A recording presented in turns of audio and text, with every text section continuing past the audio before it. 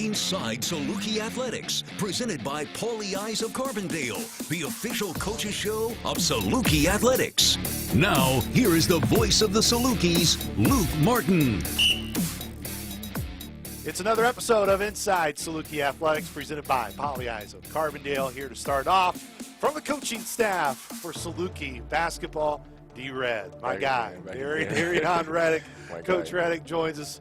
Coach, thanks for taking time, especially here on game day against Illinois State later on tonight. Just the emotion for you guys. I know it's been a little bit rough here in terms of this skid, trying to snap it here against a really good Illinois State team later on. Yep, just, how we respond to adversity is going to be everything. Obviously we dropped a couple games we feel like we could have won, but, that's life. Things always go our way, and obviously, we have a big game tonight, and more importantly, Arch Madness is right around the corner. So, sharpening things that, need to be fixed and just controlling what we can control. That's our energy and our effort.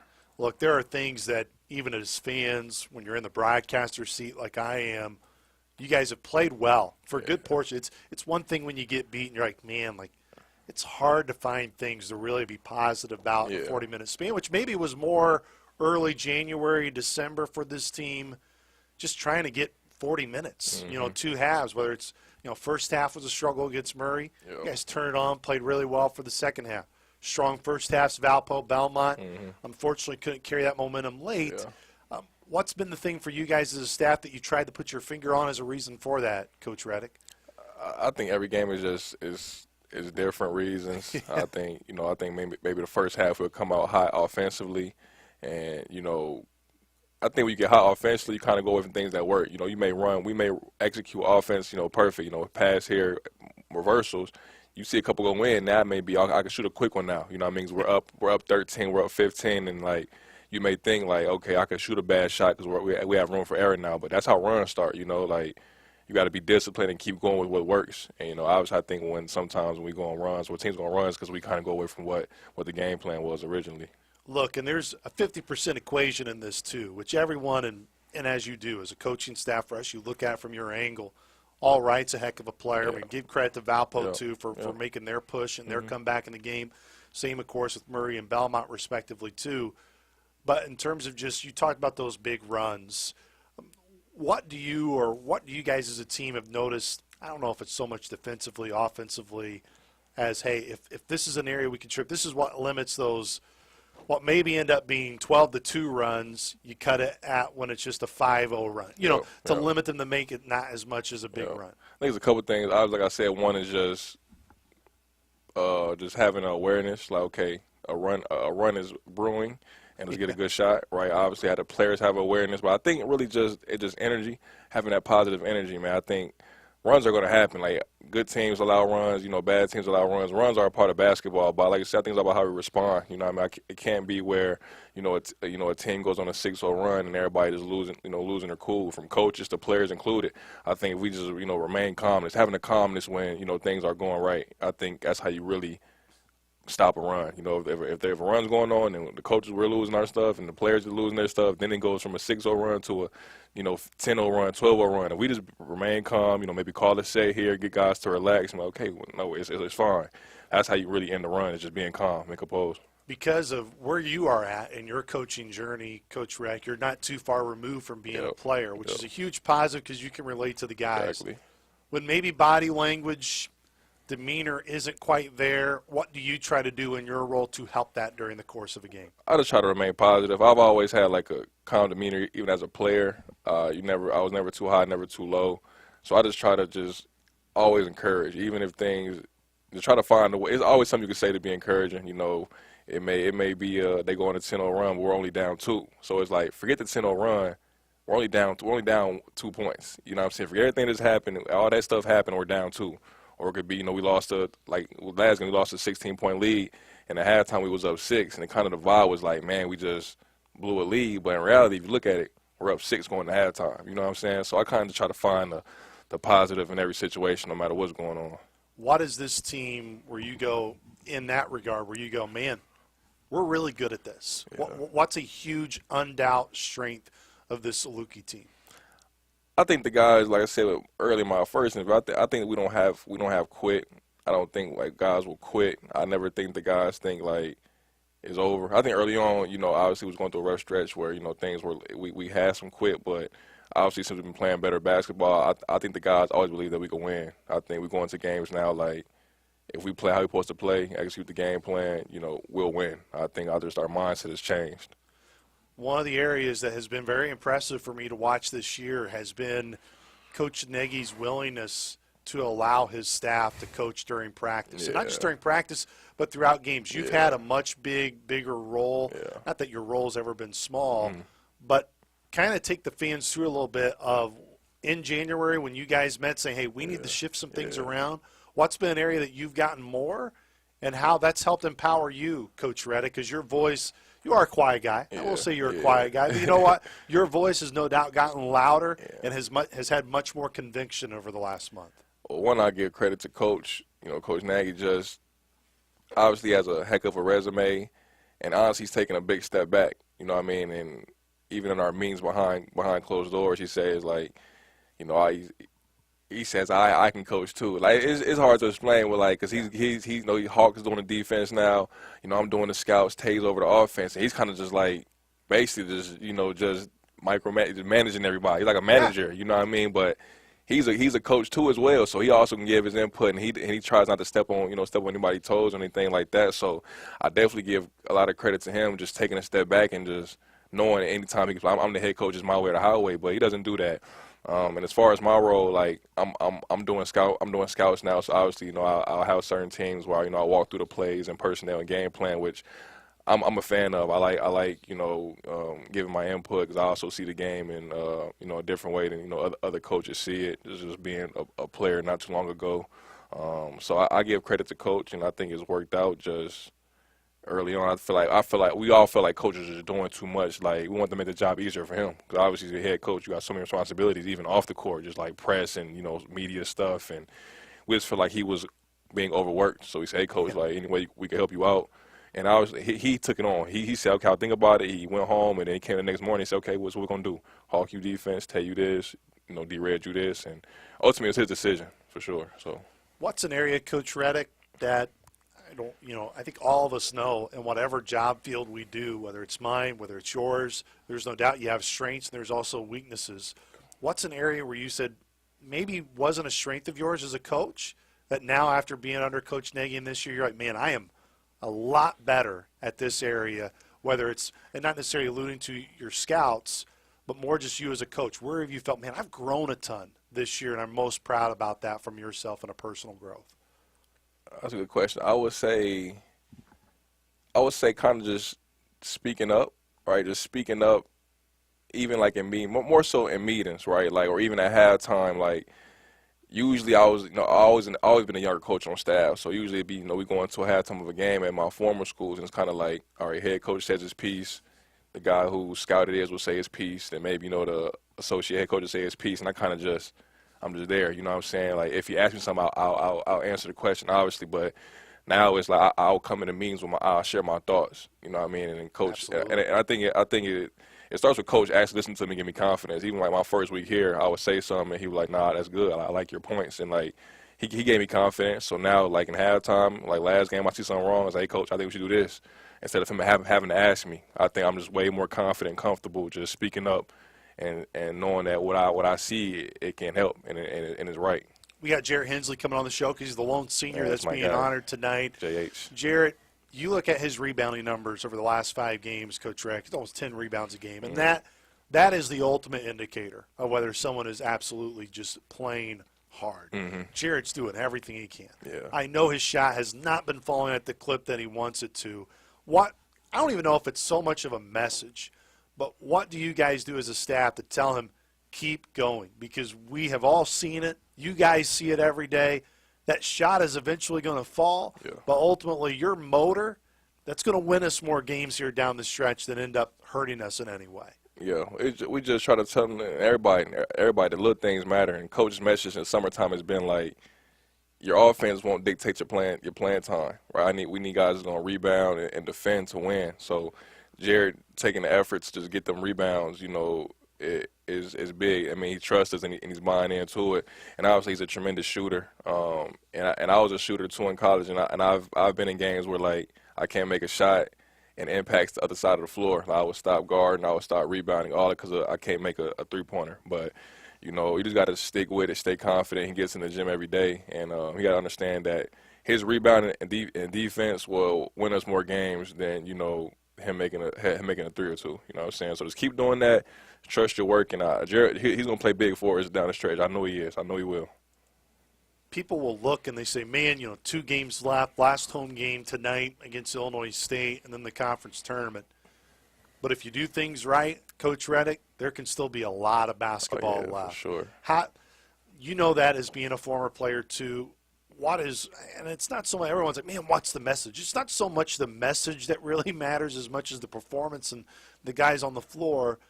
But what do you believe this group knows about each other? It's like, hey, we know if we can put these pieces together here, 1, there's still time to do it, yep. And 2, we have shown it at times this year to be successful. That's the main 2 points right there, and I think the main thing is, like, we still have room to get better. A lot of teams, they may peak too early or never peak at all. I think the thing that keeps us going is, like, we have things that we can keep getting better at every game.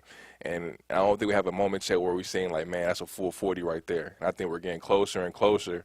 So I think we're playing our best ball. Obviously, we want to play great ball this week, but I think we just keep building and building and win the day. I think we'll be fine. And obviously, like, our record doesn't show it, but early on, obviously, we're having some big losses. But lately, like, we played Bradley pretty tough. You know, we played Drake tough.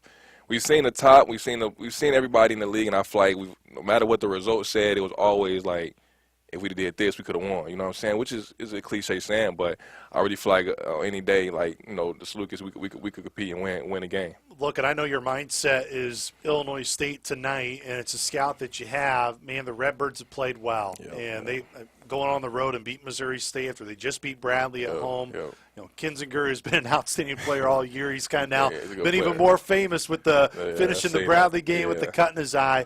But him, Chase Walker, are just dynamic players. I mean, they're a huge piece of this thing. What's impressed you about Illinois State since the last time we saw them?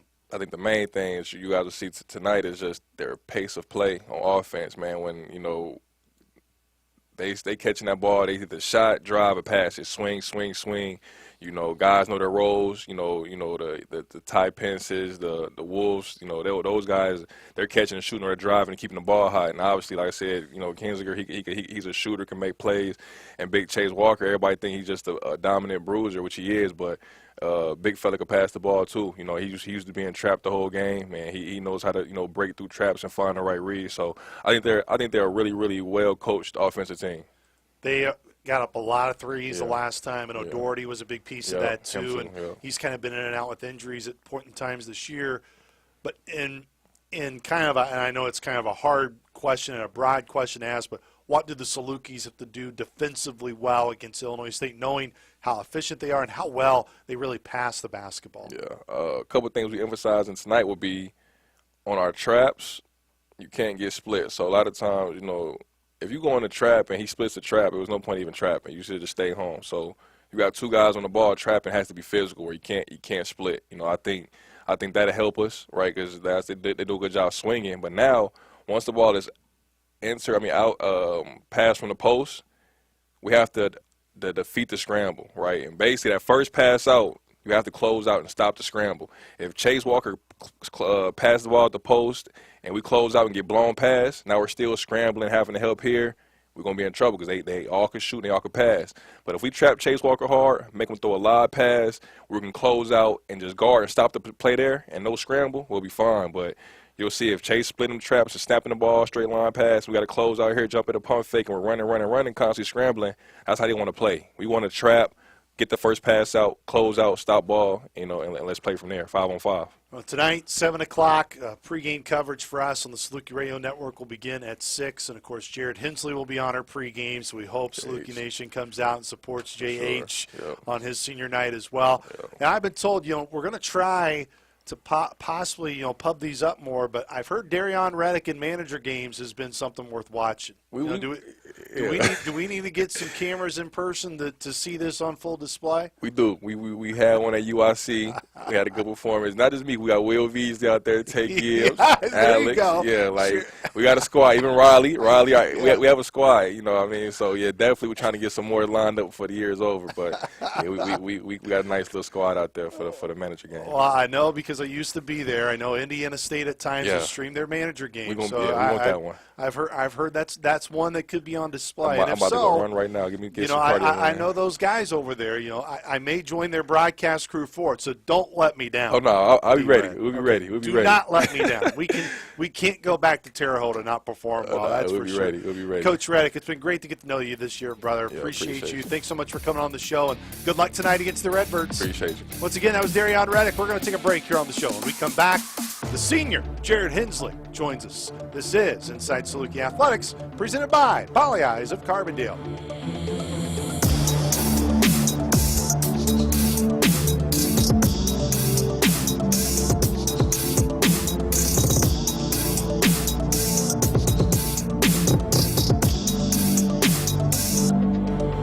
Welcome back to Inside Saluki Athletics, presented by Pagliai of Carbondale. It is game day in Carbondale. So who else to talk to than one of the guys who's going to be honored later on tonight, senior night. Jared Hensley joins us here on the show. Jared, senior night, man. I mean, what are the emotions like this week? We were just talking about before we came on the show, man. It's just time flies by in a blink of an eye.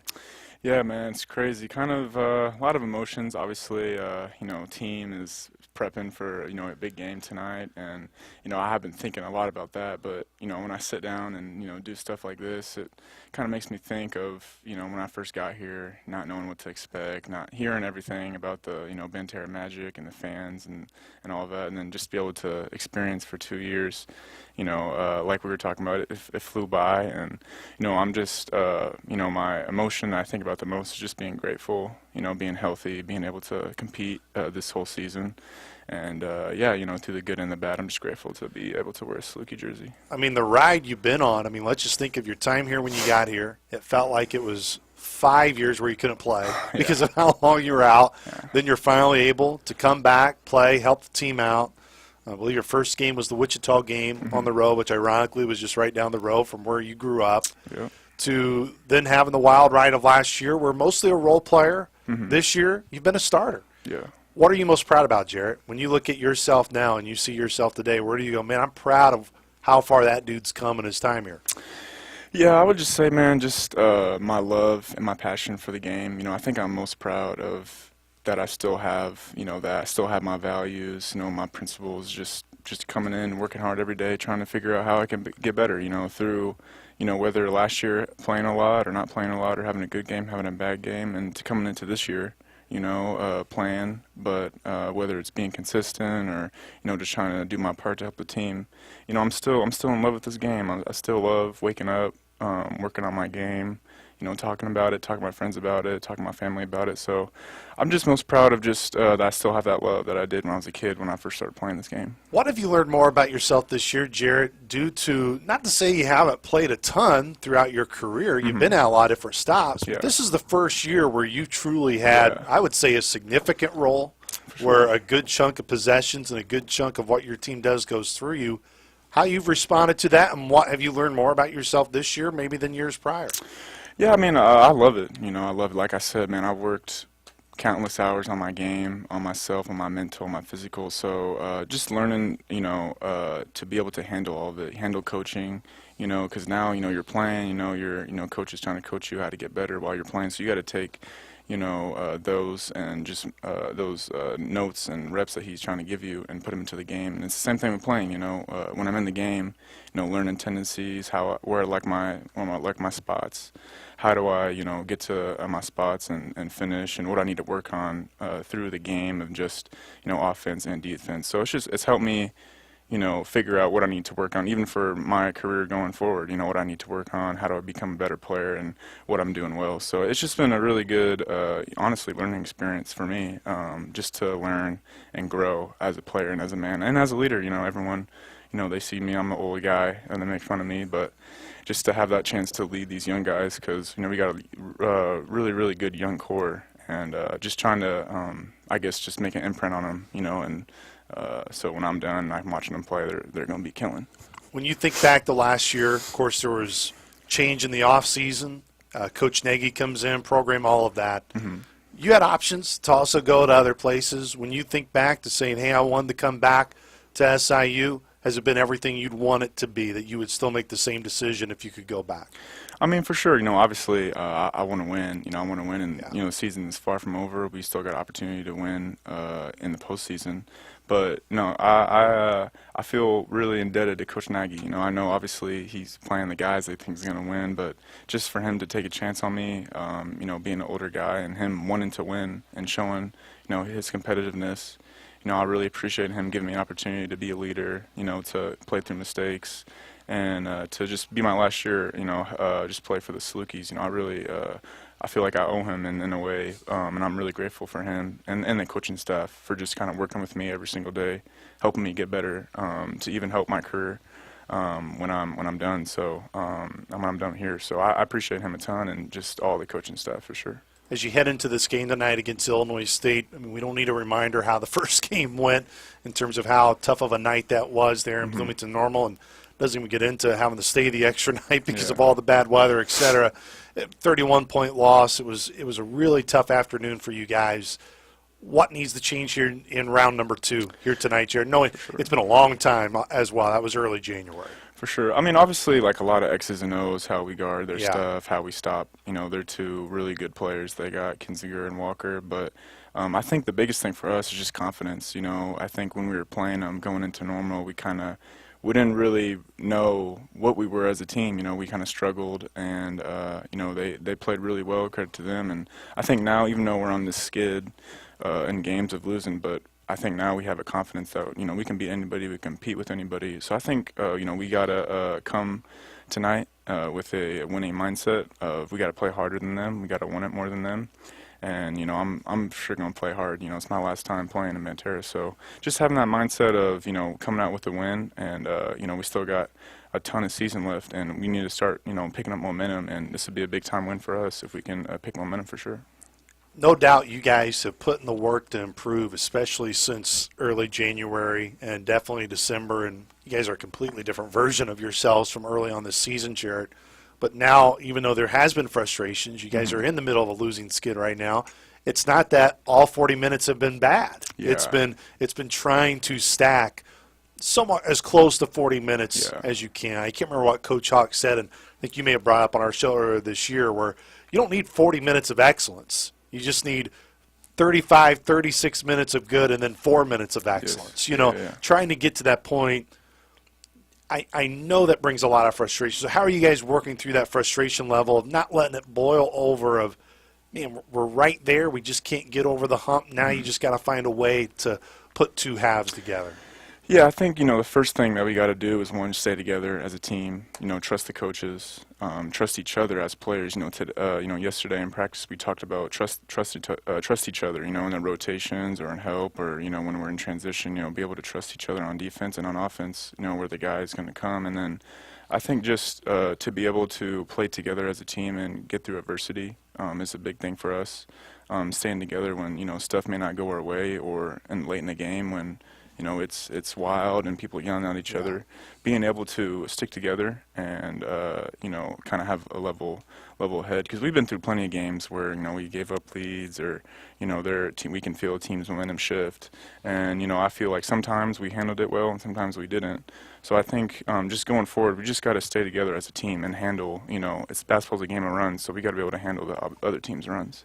Jared, there are so many things that happen throughout the course of the season, and for you, I know you shared with us over the weekend, and when we were talking about your post game, I know recently you just lost your grandmother, and there are so many, all those things of balances of, you guys got to play a game, be warriors on the floor, but there's also things that happen off the floor for you. How have those type of events for you more so?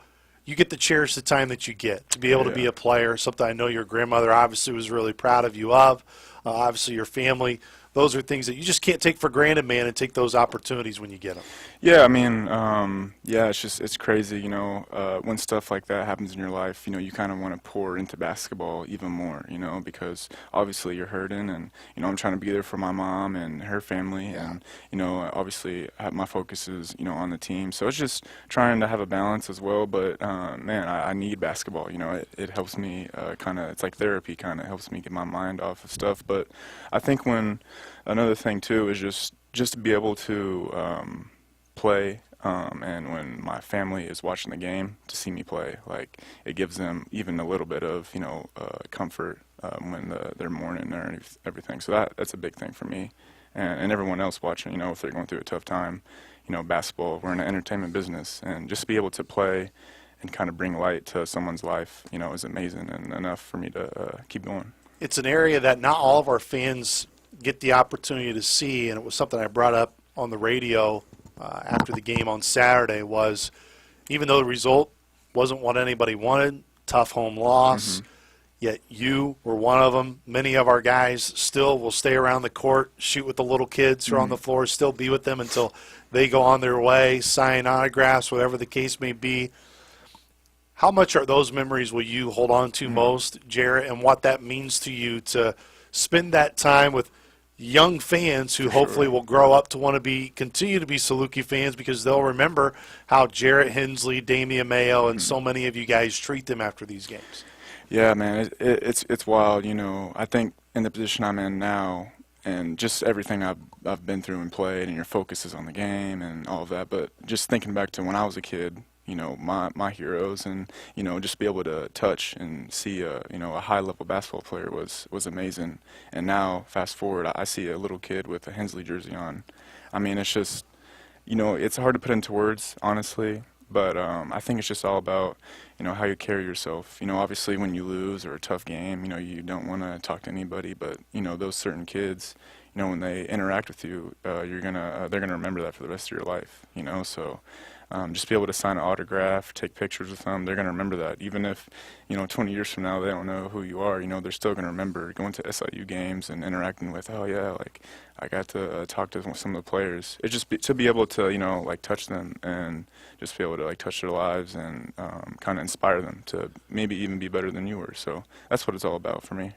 Look, Jarrett, the window right now can look like it's somewhat closing in terms of the opportunities and games, but there's also another way to say, hey, there's a chance to make sure that window doesn't shut for a while too. How do you just look at this last week for you guys? You got 2 games here. You got 3 guaranteed counting in the conference tournament, but that's still, to me, a ways away. You got 1 week left with 2 opportunities. What do you want to see from this team starting tonight against Illinois State, of trying to end the regular season strong and build some momentum going into St. Louis?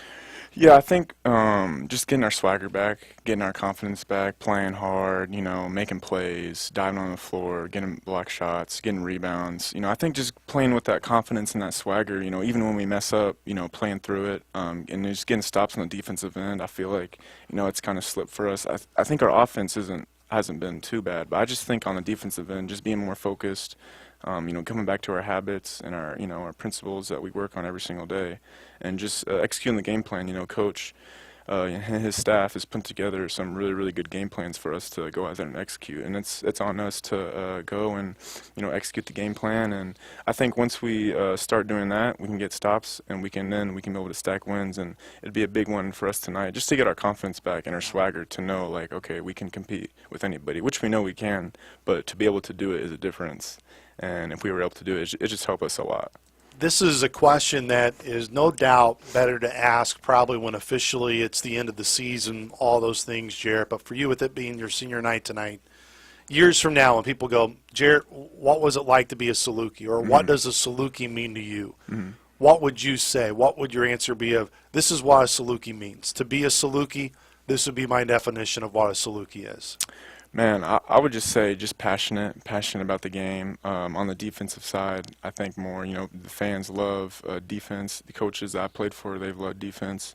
and just be able to make an impact on that floor and just be passionate, show, this community, that loves and cares so much about this program, just to show that you're passionate about them as well and the program, to be able to just rep the Saluki and be passionate about who you're doing it for.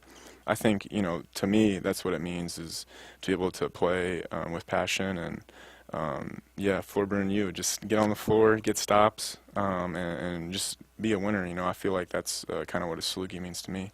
Hey, I'm ready to say Jarrett Hensley's name for some magical moments, not just tonight, but let's make it an even more magical ride here down the close here of the season, Jarrett. Appreciate the time, brother. Thanks so much for the time, and enjoy the festivities tonight here in Banterra. Thank you so much. Once again, that was Jarrett Hensley. Be sure to come out and support this guy tonight, as well as the rest of the Salukis. Senior night inside Banterra. We got plenty more coming up here on Inside Saluki Athletics when we come back.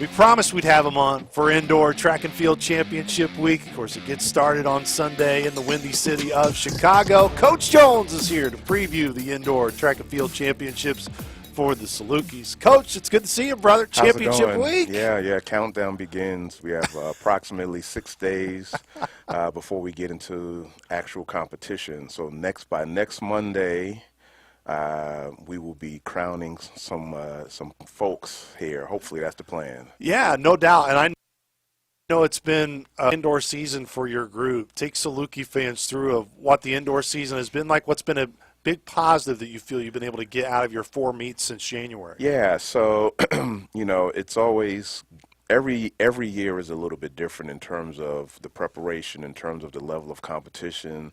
So we're taking a little bit of a different approach this year than we have in the past, and we've gotten some pretty good results out of it.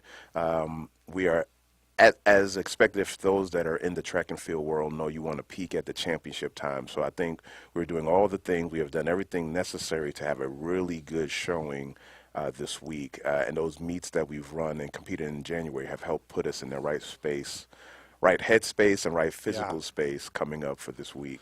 We were kind of joking about it coming on the air, and I was like, man, can you get outside at all this week just to help, because the weather has been just brutal here this spring. Yeah. How does it really, in a small way, I know it's an indoor championship meet this week, but it's starting to get a little bit warmer, just how that can just help you all just to get outside a little bit and breathe.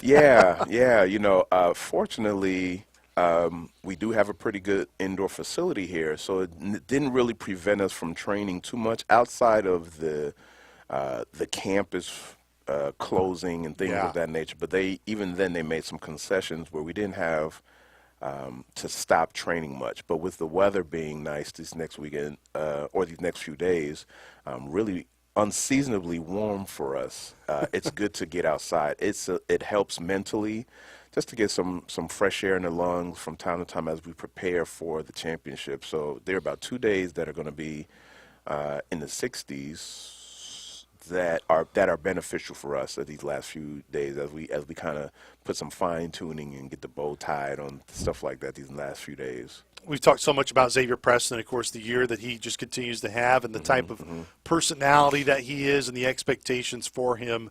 But who are some performers this spring that have really stood out to you, Coach Jones? And maybe, I don't want to say a surprise, but who has really improved over the course of the last 2 months? So Xavier has been probably one of our more marquee athletes on the team. On the men's side, I would like to say that Dallas Hodge, he's a thrower. He's a weight thrower. He's a sophomore weight thrower. He's been consistently ranked in the top 8 in our conference in the weight throw. So I'm looking forward to seeing him do some good things. There's Darius Fuller, who was the outdoor triple jump champ in the MVC, and so now he's looking to kind of get that indoor title under his belt. We have a freshman named Andre Jackson, who has been also kind of slowly but surely making his way up to the rankings, and he's going into the meet. I was hoping that he would go into the meet a little bit under the radar, but he has been setting some times that I know that the rest of the conference has recognized, and they probably be looking to see, now they got their eyes on him as well. But I believe he is up to the challenge. He's been training very well, been doing some good things. He trains with one of the best in the conference in Xavier Preston. So when you have that kind of training partner, it does pay dividends down the line. As you look towards this week, it's such an important piece is what you have described of how you set it up in terms of your schedule prior to this, but also the schedule this week of trying to get that roster together, trying to put all of those pieces where you can see where this group can score. What's this week like for you and your staff and for the athletes as well? Yeah, so, a majority of the physical training has taken place. All right, so when you look at that final week, these last few days prior to competition, championship level competition, it's really just making sure that the mind and the body is healthy, right? So if there's any aches and pains, you want to take care of the aches and pains. It's like doing with these other sports, doing walkthroughs, right? Just kind of getting an understanding. Here's what some of your competition does. Here's where their strengths are, so how do we combat that? And just kind of really rehearsing some of the good things, so when you get to the meets, you know what to do, you know how to warm up, you know what the expectations are during this week. So getting outside, it helps, just once again, the mental magic of being outside and getting the fresh air and things of that nature. But it's really just kind of rehearsing, what are you going to do? What does this look like? How are you going to feel? And then just taking care of the body, going to see the trainer, getting more rest this week, physically sleeping more as best you can. If there's massage, any therapy, any cold, like all of those kind of things that will at least put you in the best mindset going into the championship meet. You spotlight a lot of the male performers. When you look at the female side for your team this week, Coach Jones, what has you optimistic and really encouraged to say, I'm really excited to see this group or these individuals, see what they can do on the biggest stage in the indoor season? Yeah, so we have a lot of upperclassmen leadership that I would like to see step up in the championship meet. A lot of it does come from our sprints. So there's Tiana Bell, there's Leah Thames, there's Trinity Cleaver as three of the upperclassmen in the sprints in particular. But then we have a freshman, Kyra Cooks, in the jumps that should do relatively well as well, right? She's second in the conference in the long jump. She's also one of the top 8 in the triple jump, and just as a freshman. So I think she's still learning some of the things on her end. Brianna Nisette in the 800 is one of our senior upperclassmen distance runners. We have a good distance medley relay on the women's side that should, we're hoping to score good points for us. On the throws, Christina Nosike is one of our top throwers, and Halea Woodson are also one of our top throwers in both the weight throw and then the shot put. I'm trying to think. So just kind of those athletes kind of overlap a little bit in both the weight throw and the shot put on the women's side. But Katie Swope, she's a sophomore, so we would look to see if she can have her a pretty successful meet. That would be good. But I think a lot of our strength on the women's side in the throws is in the weight throw. So we'll just see how that goes. Yeah. Well, and as you said, there's a lot of positives there where you can pinpoint. I know at times when you look at the male, female side of a championship meet, it can be a little bit different in terms of the determining factors. But overall, when you look at it, let's start on the male side of the competition. Where do you see this championship meet coming down to, Coach Jones, of saying, hey, if we can perform really well in these areas or steal some points in these events, it could flip it and mean for a really good weekend for the Dogs? Yeah, so so speed and power is the term that we use. So a lot of our throwers, a lot of our sprinters and jumpers are where we can really get those points. We have very good athletes on the top end, right? So those are the ones who could win, be in the top 3 in the conference. And it's really hoping to get some of our secondary athletes into the finals. I think a lot of the teams in the conference have like 2 athletes. And now it's just a function of where do we place their 2 versus our 2, right? So we have our one major one, but we're really hoping to see if we can get our second athlete to really make a final and score high in the final, and that's what kind of makes the difference. So our hurdlers, we're looking to do good things with our hurdlers. We're hoping to get a good response from our 200 and 400 sprint group. We're looking once again in our weight throw on the men's side. If we can steal some points in that, that will kind of help push us up where we need to be as well. And of course, we do relatively well in the relays as well. When you meet with them early on this week and you create that challenge, or however you want to describe it, look, this is our demand. This is where you can take this thing to the next level. How's that conversation like, and what do you enjoy about that challenge, and how your athletes take that on? So, I'm probably a little bit more of a disciplinarian in terms of the conversations that I have with them, but I also want to be a little bit more soft. It's tough. It's tough. It is a fine line. It is a balance of sorts. But we know that this is championship. One thing I will say about this program is that they have, in my 3 years as head coach, and even a little bit prior as an assistant coach, but my 3 years as head coach, the men and women show up at the conference meet. And that's always exciting. So those are the things that I have faith in them, because I've seen you guys do this before. Now, does it make me feel good? Not all the time. It's a little unnerving at times, but it's always good to see that they do know how to respond in a championship environment. So a lot of my conversations with my athletes that I coach specifically, which are the sprinters and hurdlers, is that I've seen you do this before. Let's just do it again. Let's continue to do this. And then that's the sentiment. Our mantra is one team, one goal, right? Everybody's important. Everybody has value. So that's usually how I'm presenting all this stuff this week. One team, one goal. It's not just the sprinters. It's not just the distance runners. It's not just the throwers. It's not just the jumpers.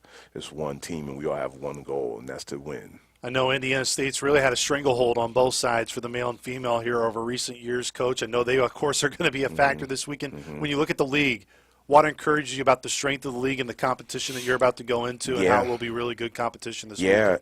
Yeah, across the board, across the nation. But let's speak to the MVC in particular. I have seen them just get extremely better. Indiana State Indiana State, Illinois State, Northern Iowa, SIU, Belmont, Murray State. Like every team has some strengths to it.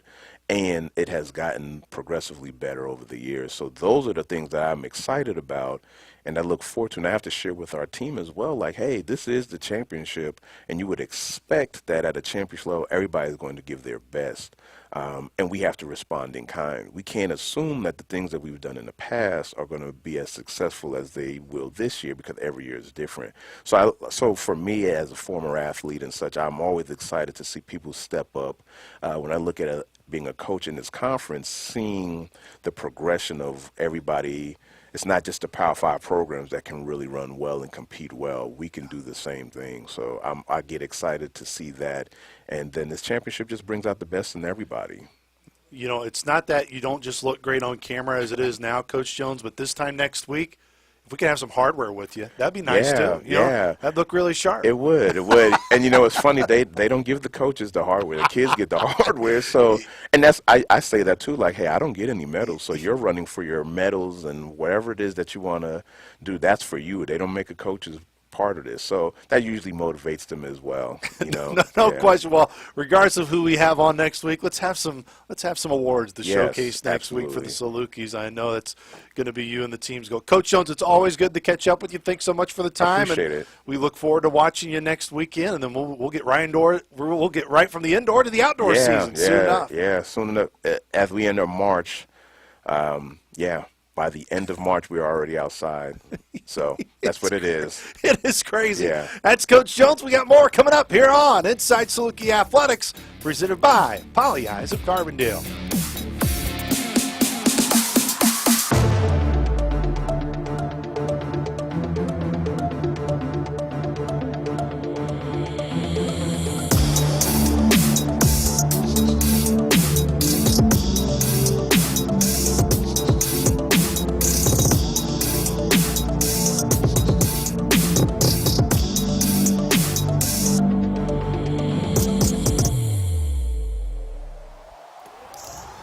back on Inside Saluki Athletics, presented by Pagliai of Carbondale, talking women's basketball with head coach Kelly Bond White. And Coach, I know it was a tough weekend this past weekend in Iowa, but I know in our conversations, number one thing you can really glean from this weekend is you can get better from playing some of the best, especially with a young team. How do you kind of balance the lessons you can learn from last weekend with the disappointment? Yeah. Like we talked about earlier, I think you pull from film. You pull from the film and you show them. We watched a lot of last year's games, or in that first year game because we didn't play at Drake last year, but we used that film and showed them, how we competed on certain things. With that, we pulled away weak side actions that we've been working on, that both those teams utilized, and how to move the ball versus showing, how we're doing it. And I think two totally different games, same outcome.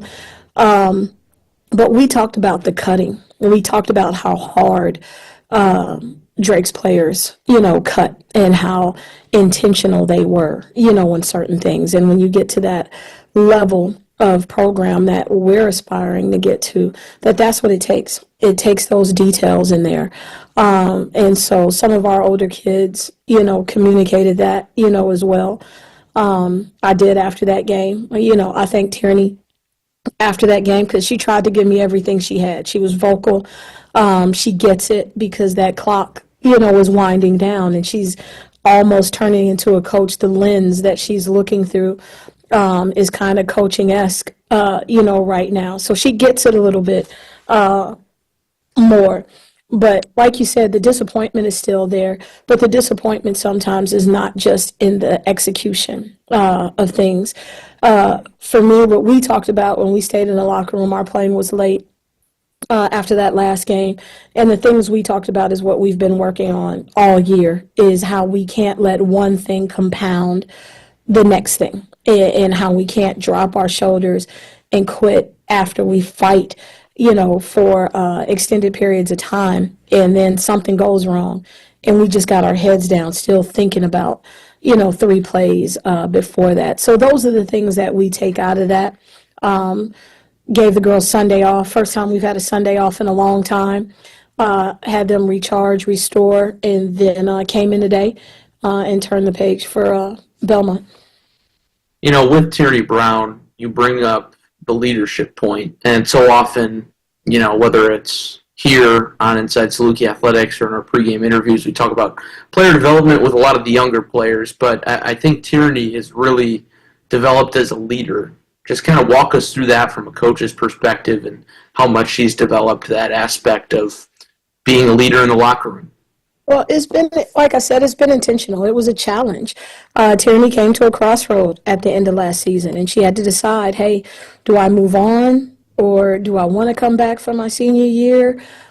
She's always been a kid that's been well-rounded and heavily involved across campus in academic affairs and external affairs and administration and everything. So once she made that decision to help her in that regard. And I think one of the things that's opened up for her all year is that we've had a better line of communication. And so she understands what's expected. She doesn't always like my decisions. No, nobody is, but I think she gets it a little bit better now. And if there is something she's confused on, she'll come to me, she'll come to Coach Brown, Coach Webb, and ask that. And through her play, what she's mirrored to our other kids is, hey, this is my role. This is what I'm really, really good at. And so that's what I'm going to stay in this spot right here. I know Coach needs this, so let me try to focus on this because this is what I can do versus worried about the things that I can't do. And that's the thing I'm trying to get to all of our players is focus on what your iron is. Tierney's iron is that catch and shoot 3, is being able to read where the opening spots are and how to attack it. And that's what she's given us, and then her voice. But I think that's developed as she's felt more a part of and comfortable that, hey, my coaches trust me as well in these situations. Diving into the record books, the few notes from the research department. Gift Uchenna is only 12 rebounds shy of a program single-season record, and that's still with 4 regular season games left. When you recruited Gift, obviously the talent on tape was immense, but did you expect that she could come in and do something like this just in her first season stateside? Well, I'll tell you what she did tell me the very first time I talked to her. She was like, Coach, I'm going to be your double-double queen. And and I said, well, that's a good thing because I'm losing one. That was pretty consistent, in that role. I didn't know, how it would translate. And obviously, you see there are some areas where she can still grow immensely, just having with the physicality of the game, with understanding timing and angles of the game. Their gift still has so much room to continue to grow. But the one thing I will say, regardless, people say, well, she's getting her own rebound. Okay, well, you get out there with those bodies out there and go get your own rebound. If it was that easy, everybody would be doing it. Everybody would get their own rebound. But she has a good sense and a good timing.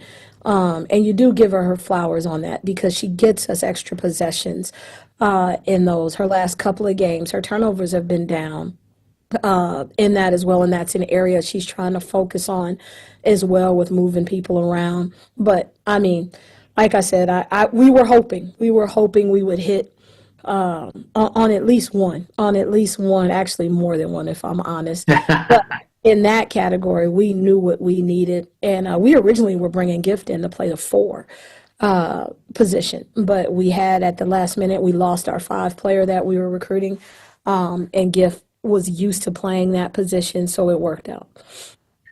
Another note from the record book is Isabella Palmquist knocking down the most threes by a Saluki freshman since Mackenzie Sylvie did back in 2017, 2018.